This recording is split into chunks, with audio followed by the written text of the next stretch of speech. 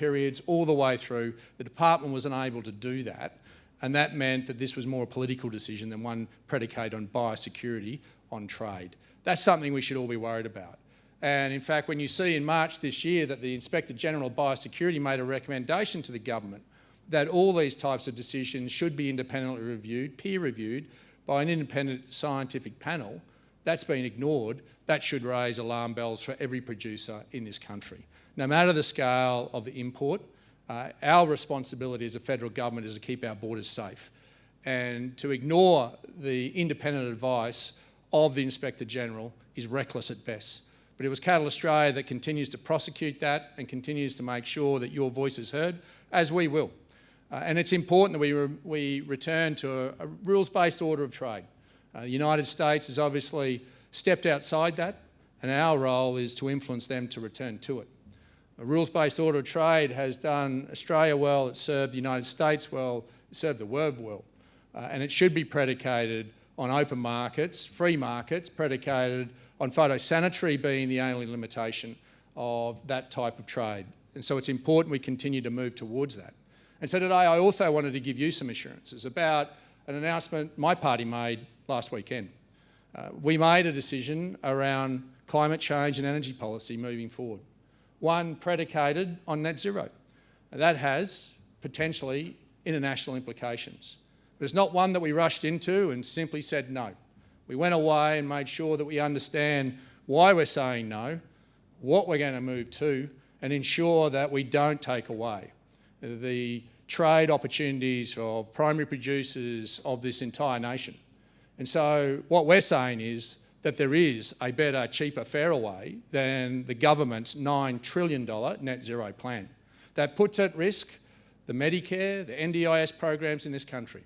And that $9 trillion number is not my number. It comes from Net Zero Australia, predicated from Princeton University, from the University of Queensland and the University of Melbourne. And that is the gross cost to get to net zero.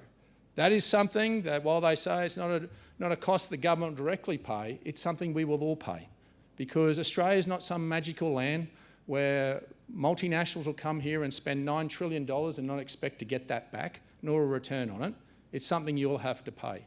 We're not running away from reducing emissions. And this puerile debate to say that we're Neanderthals and we don't believe in reducing emissions is not an intellectual one. We believe in doing our fair share, but we believe there is an alternative way to a $9 trillion plan that the government has put on the table that empowers you to continue to have market access, to give you the opportunity to grow your businesses and your wealth. Because let me tell you, you're being at the coalface of exactly how we have reduced our emissions. Of all our emissions that we've achieved so far, 95% of those emissions have come from you. They have come from land management. They have had your property rights impinged. You have lost 7.2 million hectares to achieve what we have done so far. You will lose another 5.1 million hectares to achieve Labor's net zero by 2050. Now, I don't believe that is an equitable distribution of the fairness of how we should live up to our international commitments. Australian agriculture is living up to that.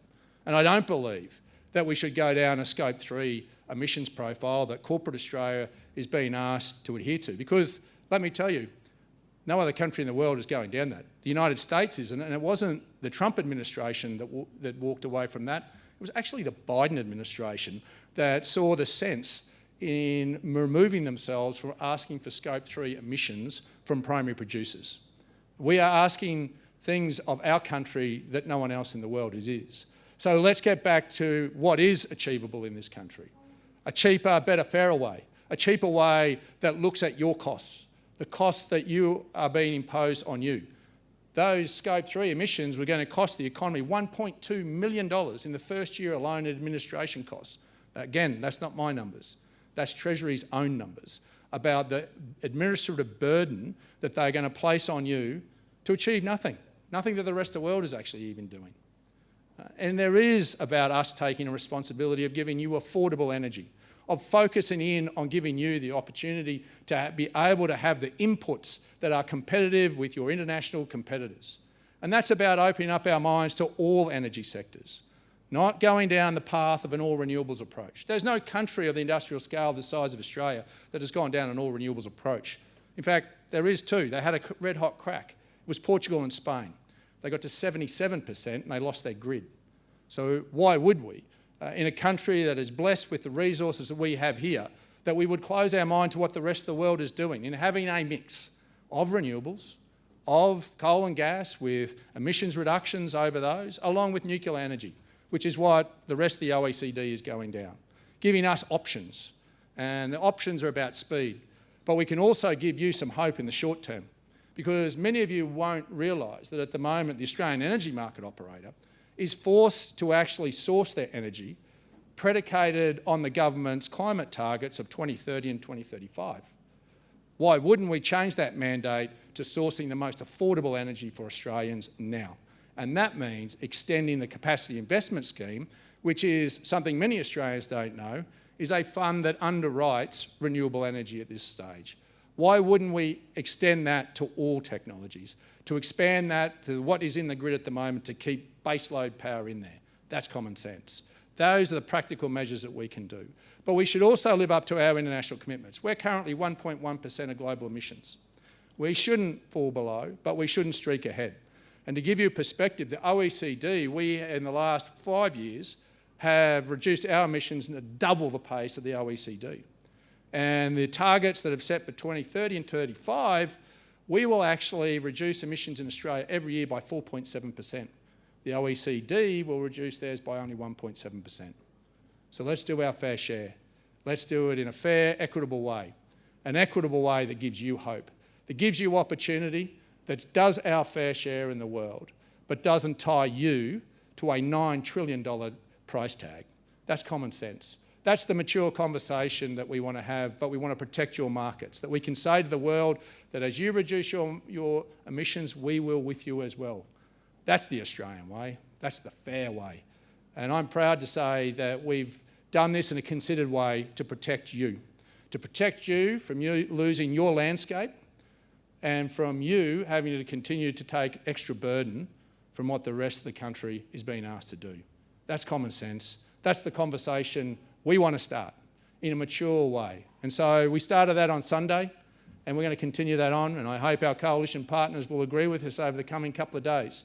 But if not, let me tell you, this wasn't a decision predicated on politics. This was about good policy about what's right for Australia and particularly what's right for regional Australia. You've done your fair share. You continue to do it. And we'll continue to stand with you to make sure that the beef industry continues to be at the forefront of that.